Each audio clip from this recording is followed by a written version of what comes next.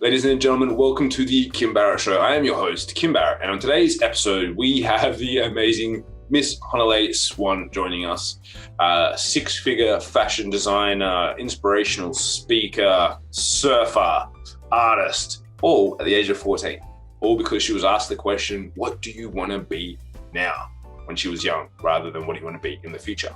So if you want to hear a dose of her inspiration and what she's been up to, what she's doing, and maybe even how you could try and get a little bit of that rub off onto yourself so you can take some of that youthful exuberance, then this is the episode for you. You will not want to miss this one. But of course, if we can help you, push out your message, just like Hanalei's out to the world even more, head over to marketingmogul.com.au where we've got you covered. But until then, let's jump into the show.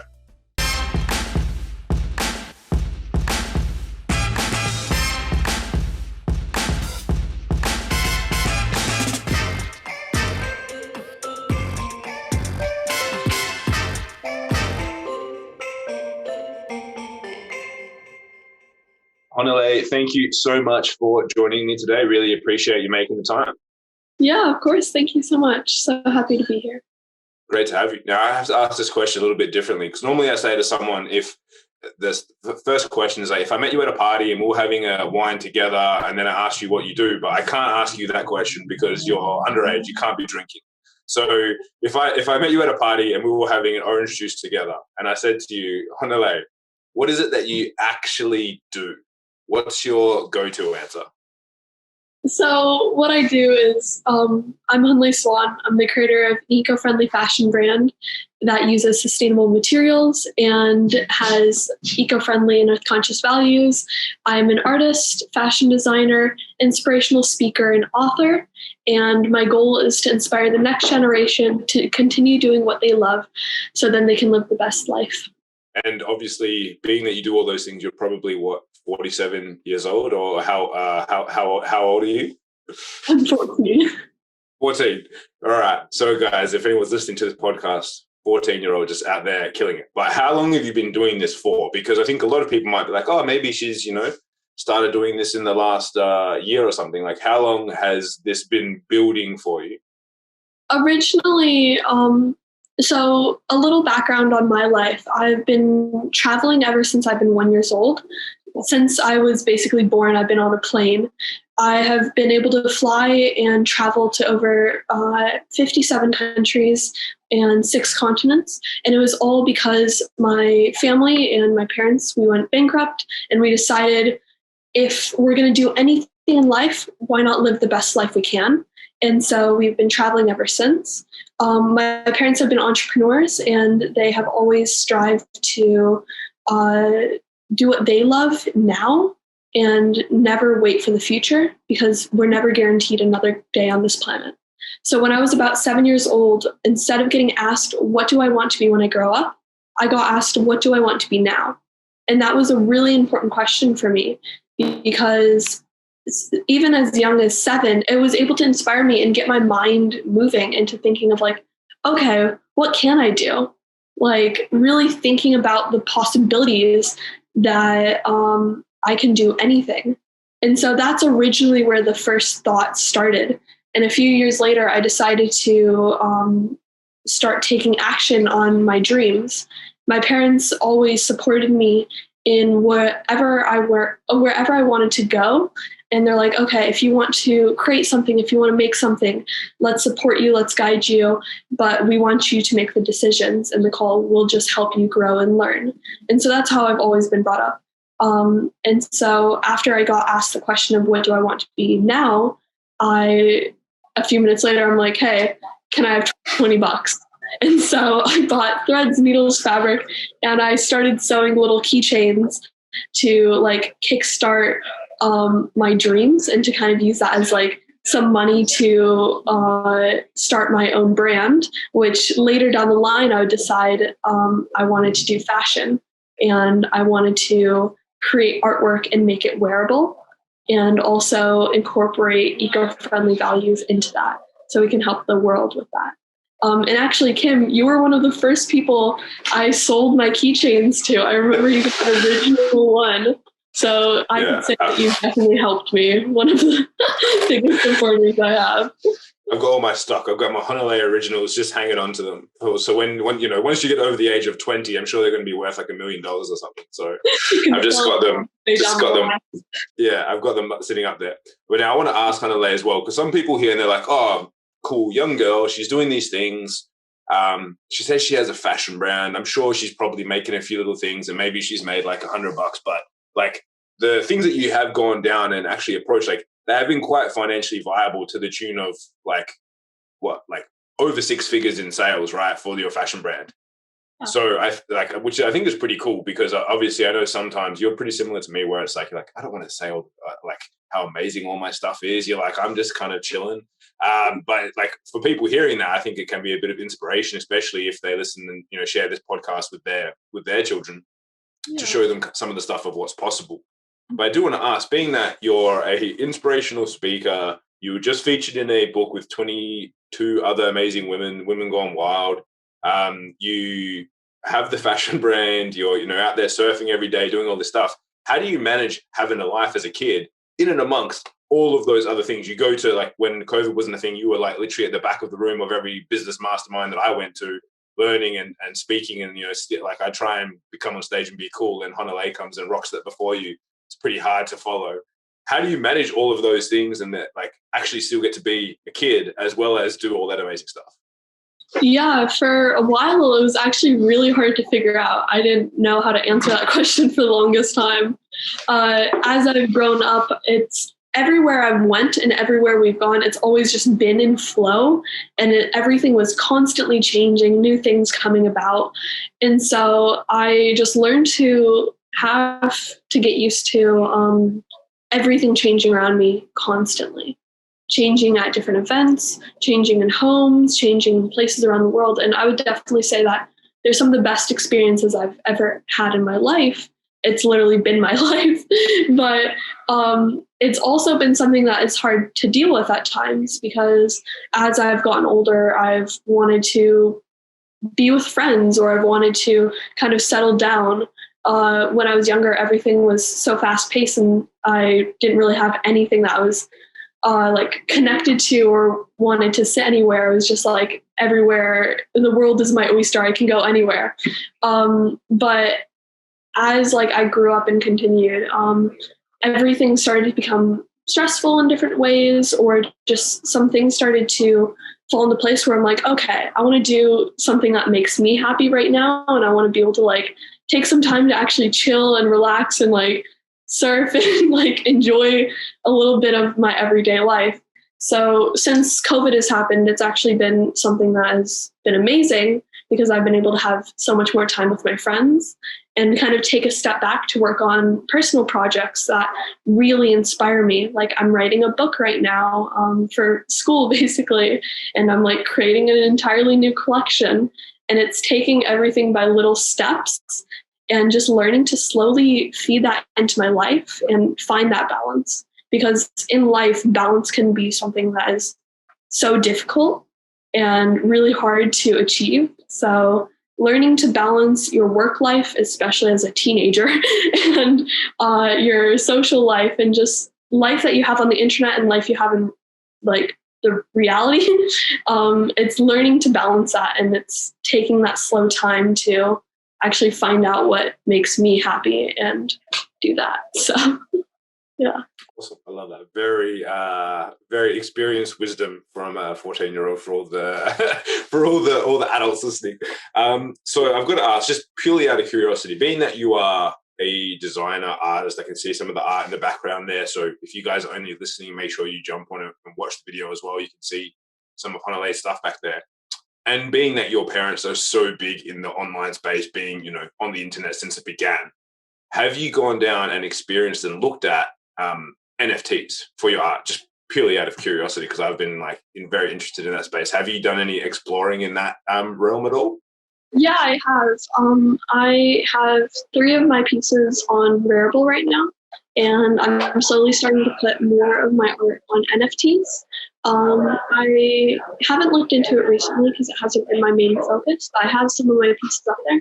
I really want to look into the sustainability of NFTs and crypto and stuff, because just some certain things I've heard, how it's not as good for the environment. So I'd love to look into more things like that.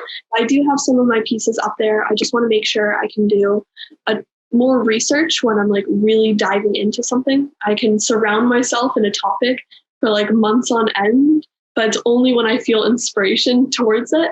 So once I get inspired, and probably will be soon, I want to look more into the sustainability factor and seeing if there's any sustainable ways to also do crypto and NFTs. There's many. Don't listen to Elon Musk about the power usage and all that sort of stuff. There's plenty of good ways, sustainable ways to do it. Don't you worry. So I got plenty of resources for you on that when you wanna dive into it for sure.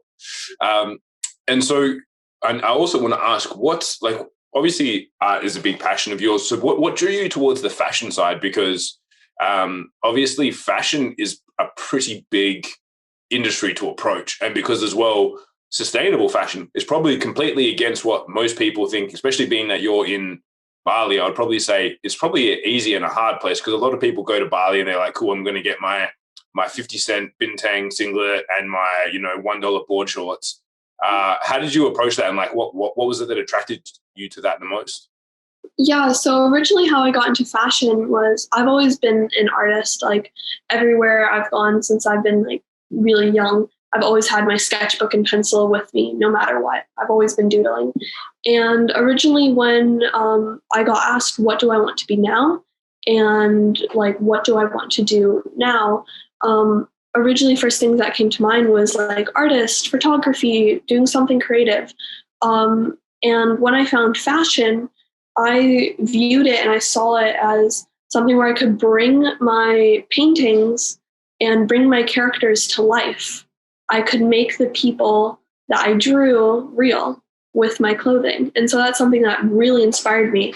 And I feel like there's so much more space to grow, especially in fashion. And so when I was super young, I'm like, oh, I want to do this. And this is what I want to dive into. And I got really inspired. And so how I came about like creating eco-friendly fashion, especially because there's so much room to grow in the eco-friendly side of fashion. A lot of people don't know this, but fashion is one of the largest contributors to waste on our planet. And using fabrics like cotton, which takes 750 gallons of water to create a single cotton t-shirt, that in perspective, someone can drink that amount of water for 2.5 years. And so just for a single t-shirt that we wear. And so kind of realizing this and just seeing things as small as the fabric we use, or looking at these big companies that are outsourcing to places like Bangladesh, China, India, and they are not paying their workers a living wage. They are not allowed to feed their family because of how much money they make. And so all of these little things that are just contributing to making a single t-shirt that we buy for $5. When we look at the perspective of the manufacturing, the waste that goes into it, all the harmful things we do with our chemicals into the water, I started to realize that the industry I wanted to work in and I wanted to grow in was something that was totally against my values.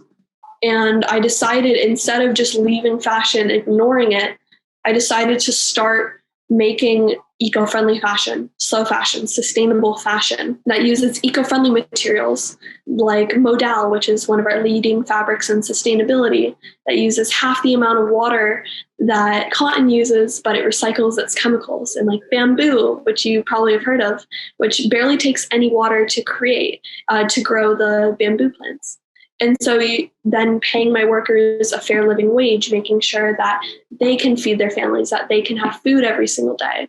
And doing little things like that can create such a larger impact on our planet. And we don't realize it, but so many small things in our earth, in the things that we do every single day, are contributing to a much bigger crisis in our earth. So by doing little things like that, inspiring others to do what they love, but also think sustainably, so we can have our next generations living in this beautiful planet that we get to live in. It's something that is so important. I love that. And you mentioned there, obviously, your team. I remember last time when we were allowed to travel, I came out to Bali and saw your studio and your team there. What's the team look like these days? Has it changed? Has it evolved? Because I'm sure, obviously, with limiting travel, I'm sure the life of Bali has kind of changed a fair bit since last time I was there. Yeah, with COVID, we had to shut down our studio. And so we had to shut it down. But instead of just letting all of our workers go because we weren't able to make that much clothing, there wasn't really demand for clothing when you're in a crisis of, should I buy a shirt or should I buy a meal or like something to help me in this time? Of course, you're not going to probably buy the shirt. So what happened was we went down a time where we were making a lot of sustainable face masks and doing that. And then recently, all of our team has been working in their homes, and we've been creating like designs for different companies locally in Bali for either their workers in restaurants or at different places, and even making some face masks that are reusable instead of using the crappy ones that you throw away after one use. So how did you deal with that crisis? Because obviously when it comes about, most even like experienced people might be like, cool, got to shut down, business is done. But like, how did you come up with the idea of doing that so that you could keep and help those workers because obviously it would have been a rough time for them as well? Yeah, of course. One thing that I think is so important, especially in times like this where we are dealing with COVID and the world has basically entirely shut down, we have had to adapt. We've had to change. And that's something that has separated certain brands and certain companies, is if they can adapt and change or if they can't. If you can't change with changing times, you won't be able to stay afloat. And so we decided to make a shift in our company, and we started making eco-friendly face masks because that's something that people needed and people wanted. And so making it out of reusable fabrics, and then making the constant shift wherever we went, especially with the lockdown in Bali. We don't have a studio anymore, so everyone's working from home and they're working in their villages with their family, which is something that's really good. But making sure that we can keep our workers happy and healthy, and also be able to create pieces that people need and help as much as we can. And we also love donating to the villages and making sure that they can have food and donating rice, especially in places in Bali that have a high level of poverty or can't be employed as much as other areas. We want to make sure that we're giving back to them because we feel very fortunate in this situation. And so might as well spread the fortune to others. Very nice approach. So being that all that's happened, you've had all those changes, all the new things that are coming out, the multitude of books you're working on and things like that. What's kind of coming up next? We're recording this is like the end of August. What's the next 6-12 months look like for Hanalei? Right now, recently what happened actually like a few weeks ago, we just launched our new Women Gone Wild book that along with 22 other women, where we each have written a chapter about how we've gone wild and how we used our it's called The Feminine Guide to Fearless Living. And so it's learning to step in your power, especially as a woman, and how to do business, how to change your different mindset and different pieces. And it's just a book about inspiration and all. And in the next coming months, there will be an amazing event and summit for the Women Gone Wild Mastermind, where we're going to have a ton of women come together to inspire each other, speak, and share. And so that's the really big project that we're working on right now. And other than that, I'm just working on some cool collections for the future, and I'm very excited to share more in the upcoming future. Awesome. Love that. And Hanalei, this is going to throw you a curveball question. The same question I ask everyone as we get towards the end of our time together, which is, what's a question that I didn't ask you that I should have? Oh, I don't know. You seem pretty on point today. Yeah, I'm not sure. Wow, you were right. This is a curveball question. What's something that you should have asked me today? If there was something that you could share with the world, or something like a bit of inspiration to give, what would it be? I feel like that would be something. Awesome. Well, fill us in. Okay. What would it be? I would say for anyone out there who is questioning living their dreams or questioning taking action, remember to not wait. And remember to take action on it now, because what other time do we have guaranteed apart from this second that we're living in, apart from right now? So if you've been questioning, or if you've been thinking about, oh, should I do this, or should I wait until I have enough money, or should I wait until I'm retired, or have like making sure you can be like comfortable, just remember that how we live our life is by taking big risks and by taking big action. And if we don't take those big risks, we're just going to live in a constant, like, instead of going uphill, we're just going to live on flat land and nothing will be growing. If we can constantly grow and do what we love, that is the most important thing. So take that big risk if you've been thinking about it recently. And remember to always stay authentic to you and always stay true to yourself and never let anyone change that. So, yeah. There's a bit of inspiration for everyone right at the end. Now, if anyone's been listening to this and they're like, I want to find out more about what Hanalei is up to, where's the best place for them to connect with you online, or site to visit? Where's the best place for people? Yeah, so you can find me anywhere at Hanalei Swan, my name, and my website is hanaleiswan.com.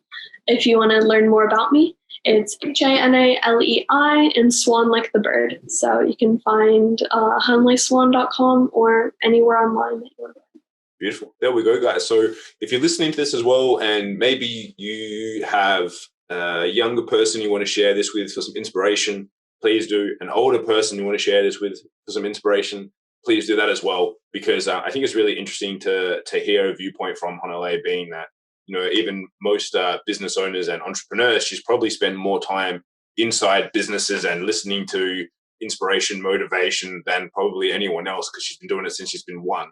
So she's probably got more runs on the board than most of us, just sitting in the back of her brain from what she's listened to. So please do make sure you go and share this with someone that could get some inspiration and motivation from Hanalei. And Hanalei, again, thank you so much for joining us. I appreciate you jumping out of the surf and being able to hang out with us for a little while. And thank you again for joining us today. Really appreciate it. Thank you so much. Have an amazing rest of the day. You too. Cheers.